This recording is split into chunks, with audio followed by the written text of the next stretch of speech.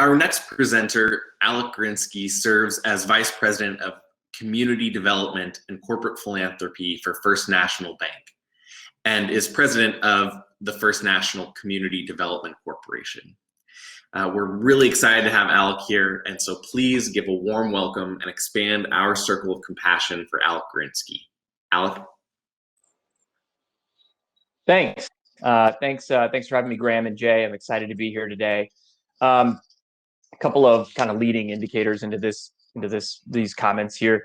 ROI of why, and then this section here is really around doing good in the good life. And so, kind of want to talk about how we try to demonstrate that and bring that to life. At FNBO, we believe we've been FNBO, by the way, is First National Bank of Omaha. It's the organization I'm affiliated with, and we believe we've been doing good in and doing good for the good life for more than 160 years. We are a closely held, majority family-owned community bank.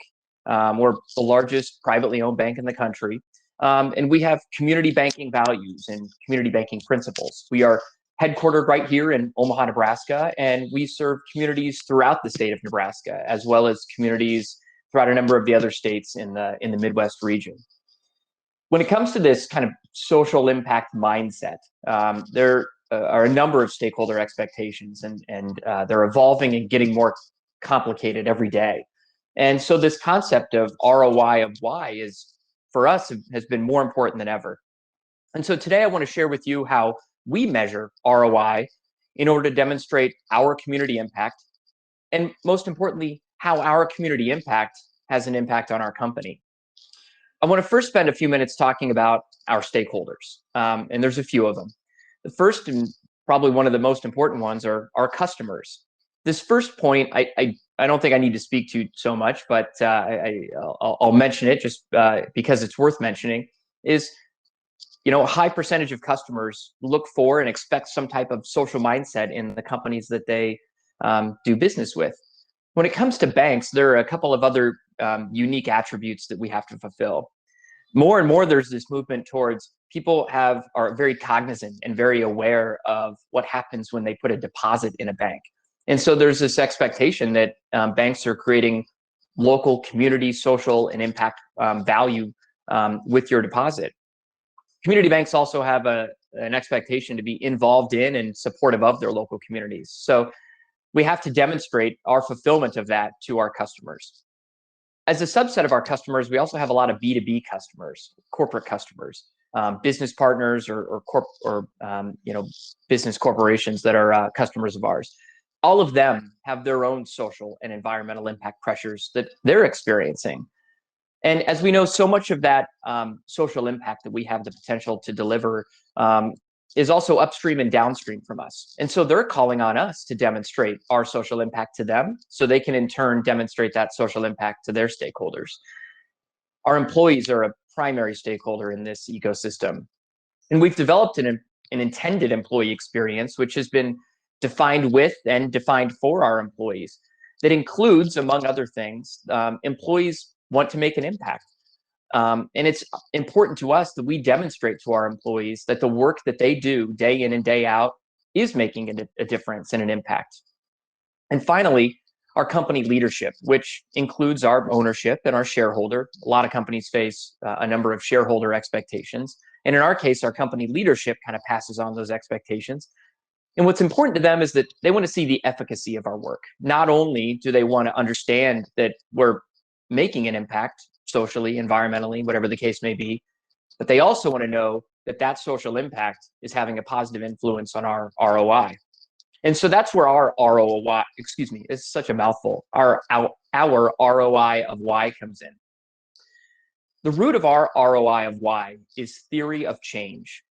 The notion that when one domino falls, it causes others to fall as well. So our company's social impact model includes both short-term outputs and long-term impacts. Theory of change for us means that measuring, the short-term outcomes and the outputs and outcomes, knowing that those outputs are likely to result in long-term impacts for our communities, and that community impact has a direct relationship to our company performance. So here's how we do it. First, it starts with a philosophical belief that we have around community banking, that the economic and the social success of a community is fundamental to the economic success of our company, that the two are completely intertwined. This mindset is not unique to banks by any means. You can draw a real connection between any number of social and environmental dimensions, and how businesses are influenced by those dimensions. And so I think it's important to have a real awareness of how those two things connect to one another in order to kind of play by these theory of change rules.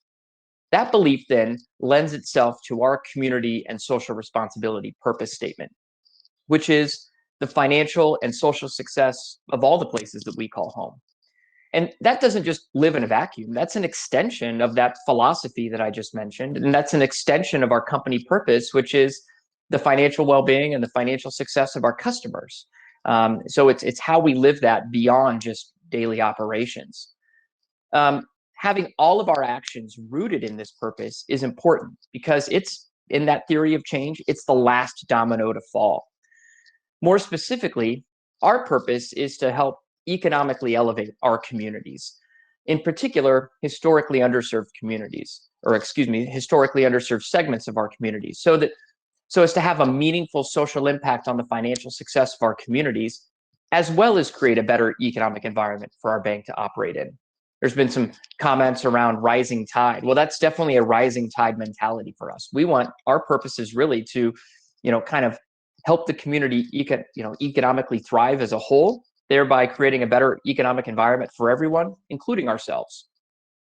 That purpose, though, is a pretty tall order.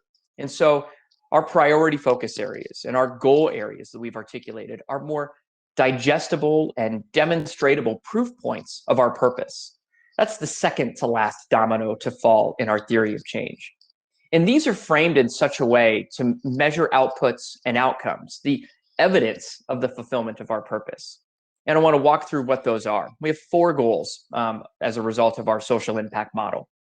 The first is we want to increase access to affordable housing and create opportunities for home ownership. That's really fundamental when you think about the economic success of our communities, particularly historically underserved communities. Home ownership means wealth, and wealth means breaking the cyclical nature of poverty. So we want to spend a lot of our resources there. Housing stability also equals economic stability.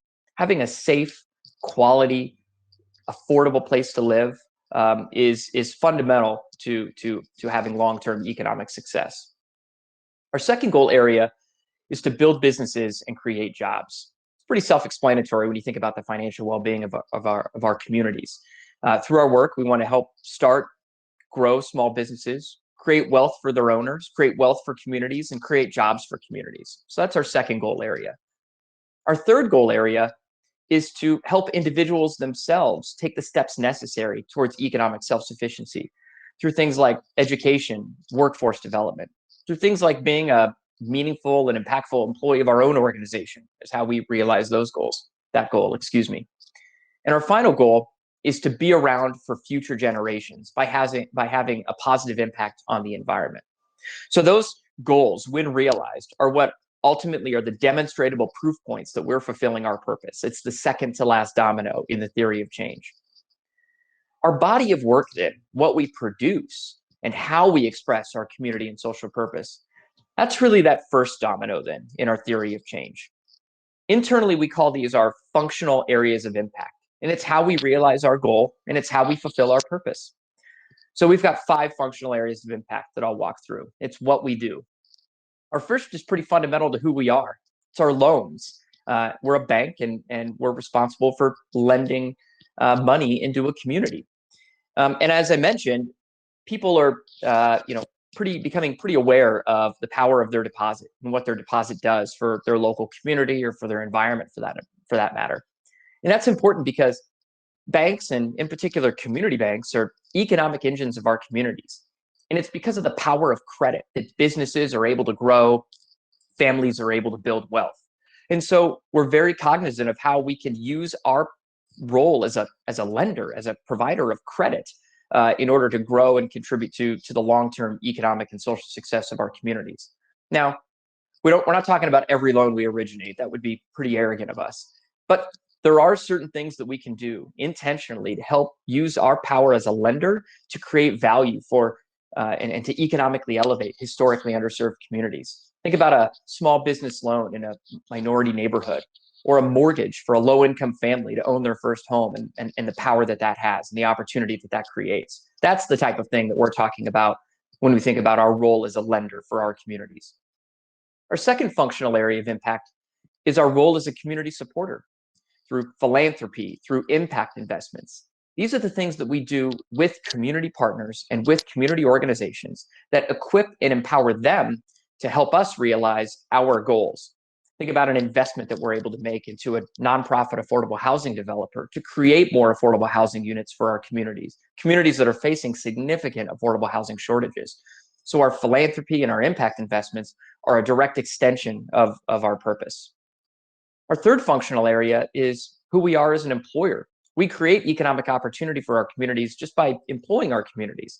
But that's not enough. We also want to have a place where people feel like they can belong, where they can make an impact, where they can have a difference, where they can make a difference. And so it's really important for us to be cognizant of how our role as an employer helps us fulfill our social impact goals. The next area is our role as a customer. Just like any other business, we purchase goods and services from our community. And we want to be very intentional about the extent to which we're able to use that power of purchasing to help support local businesses, small businesses, minority-owned businesses, women-owned businesses. So that's a fundamental element of how we realize our purpose.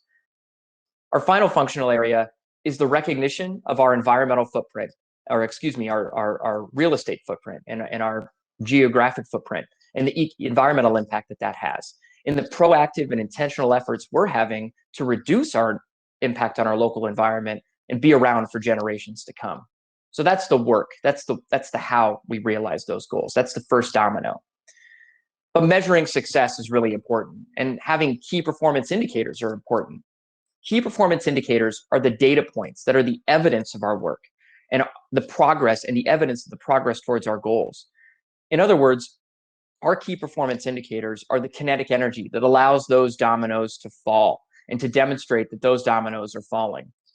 When we make progress towards our goal, we rely on this established theory of change to connect the dots between what we've done, the immediate social outcomes, the future social impact that our stakeholders expect from us, and of course, the efficacy of our work for the benefit of our company in the long run that our leadership expects from us. And so a little bit about what our key performance indicators are. We look at them in kind of two buckets. The first are our outputs, what we produce, what we put into the world. When we put that small business loan into the world, when we put that mortgage loan into the world, when we put that grant or that philanthropic investment or that impact investment into the world, when we create an experience for our employees to give them a sense of belonging, that's what we produce. And so that's one important element of what we measure. The second important element of what we measure, though, is what happens as a result of what we produce. And that's the outcomes. That's the direct outcomes as a result of our work. The fact that that loan helped create a business and employment in a minority neighborhood. The fact that that mortgage helped create a home ownership out of someone who had previously not owned a home and can now start to build wealth for their family. The fact that our investment in a nonprofit affordable housing developer created actual affordable housing units in our communities. The fact that our intended employee experience made someone feel like they can belong at our company and create wealth for themselves just by being an employee of our company. So those outcomes, especially when they're realized at a critical mass, which is a really important piece of this equation, are what lend themselves and lead to the long-term social impacts that are necessary for our theory of change to be fully realized. So hopefully you can see the connection between all these dots all along the way. And that theory of change is something that everyone at our company who's involved in this work is totally bought into. There is a belief that when we do right here, when we're effective here, and it produces good social outcomes here, that down the line, it's creating a better economic environment. It's creating better economic outcomes for our communities, better social outcomes for our communities, better environmental outcomes for our communities, and thereby a better place for us to operate in. But that's also not enough. Data is a mess. those beliefs need to be codified somehow. And that's where storytelling comes in. Our storytelling is the collection and the resuscitation of the quantitative and qualitative data points through a meaningful and impactful narrative that lays out the theory of change for our stakeholders.